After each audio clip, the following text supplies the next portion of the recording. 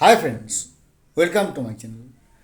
এবার তামিলনাড়ু যে পথে এগিয়েছে, অন্ধ্রপ্রদেশ যে পথে এগিয়েছে, সেই পথে এগোনোর লক্ষ্যে প্রথম পদক্ষেপ নিল all post graduate teachers welfare অ্যাসোসিয়েশনের চন্দন গোড়াই মহোদয়।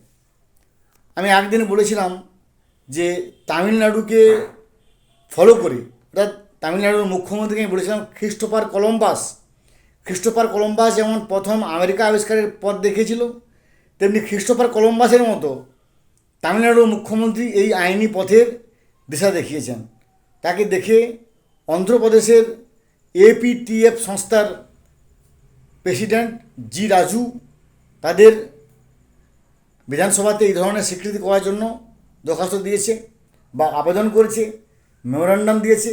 একই রকম আমাদের পশ্চিমবঙ্গেও all post graduate teachers welfare অ্যাসোসিয়েশনের পক্ষ থেকে চন্দন গোড়াই মহোদয় এই কিছুক্ষণ আগে বিকাশ ভবন এবং শিক্ষামন্ত্রীর কাছে মেমোরান্ডাম দিয়ে এলো। এখন দেখার বিষয় যে আমাদের পশ্চিমবঙ্গ কোন দিকে যায়। ভালো থাকুন, have a good day, thanks.